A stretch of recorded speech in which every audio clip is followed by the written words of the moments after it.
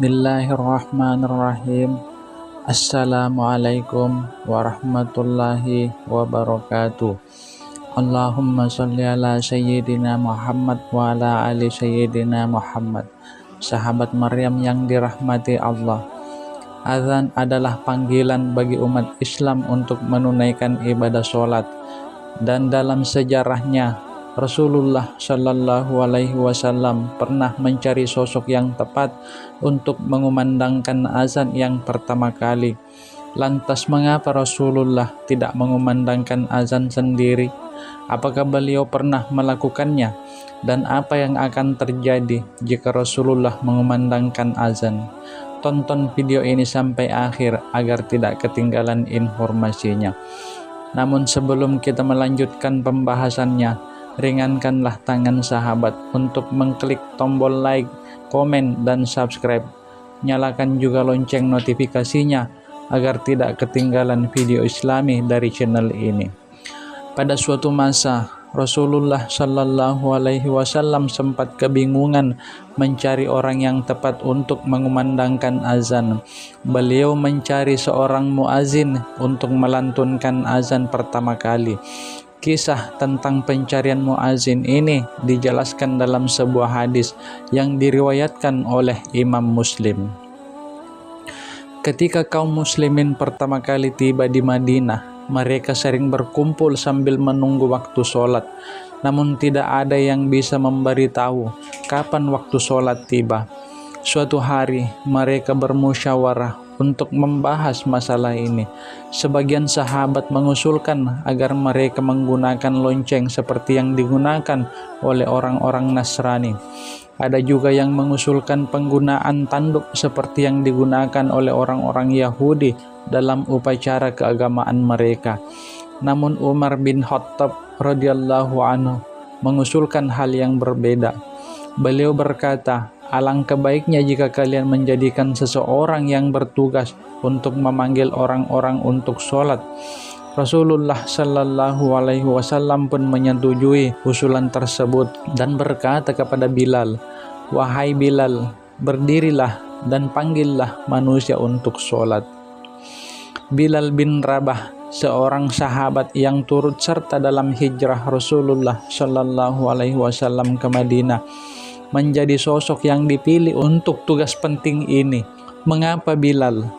Rasulullah memilih Bilal karena suaranya yang merdu dan lantang, yang dianggap sangat cocok untuk mengumandangkan azan. Sejak saat itu, Bilal menjadi muazin pertama dalam sejarah Islam. Dalam riwayat disebutkan bahwa azan pertama kali dilantunkan pada tahun pertama Hijriah.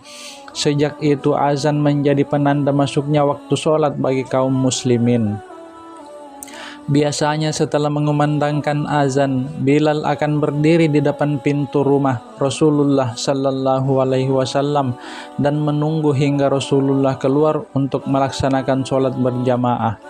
Ketika Rasulullah Shallallahu Alaihi Wasallam menaklukkan Mekah, Bilal juga turut serta dan bahkan mengumandangkan azan dari atas Ka'bah. Itu adalah momen yang sangat bersejarah di mana Bilal menjadi orang pertama yang mengumandangkan azan di Mekah. Namun ada pertanyaan yang mungkin muncul, mengapa bukan Rasulullah sendiri yang mengumandangkan azan? Para ulama telah menjelaskan beberapa alasan mengapa Rasulullah tidak melakukannya. Pertama, Rasulullah lebih diutamakan menjadi imam dalam sholat daripada menjadi muazin.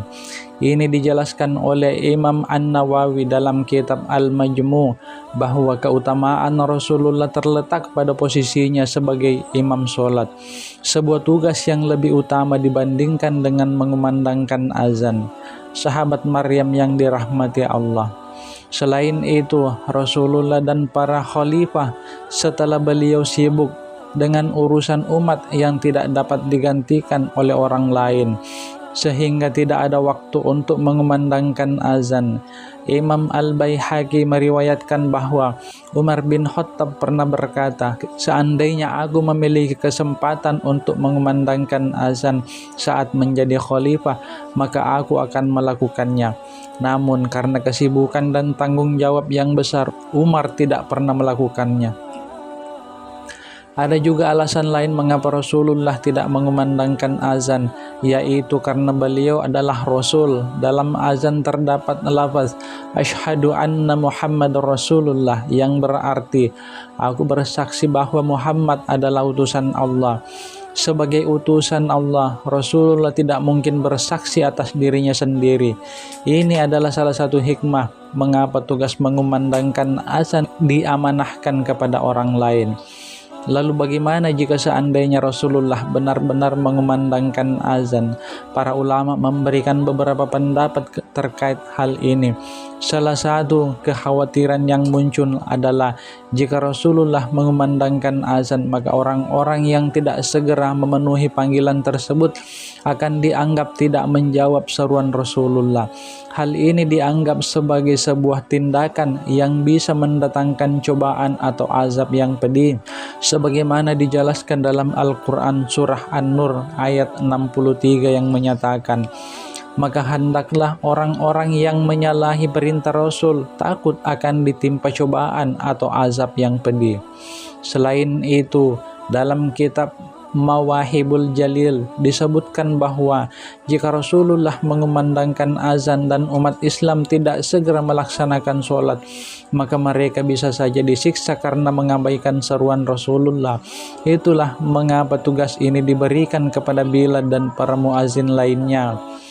Meskipun Rasulullah tidak pernah mengumandangkan azan sebagai penanda masuknya waktu sholat, ada riwayat yang menyebutkan bahwa beliau pernah mengazankan di telinga cucunya, Hasan bin Ali, saat cucunya baru lahir. Riwayat ini diriwayatkan oleh Abdullah bin Abi Rafi, yang menceritakan bahwa Rasulullah mengumandangkan azan di telinga Hasan ketika Fatimah melahirkan. Namun azan ini adalah bentuk sunnah ketika menyambut kelahiran seorang anak, bukan azan sebagai penanda waktu sholat. Sahabat Maryam yang dirahmati Allah, pada akhirnya keputusan Rasulullah Sallallahu Alaihi Wasallam untuk tidak mengumandangkan azan semasa hidupnya adalah berdasarkan kebijaksanaan beliau, kesibukan beliau sebagai pemimpin umat, dan posisi beliau sebagai Rasul membuat beliau lebih diutamakan menjadi imam sholat.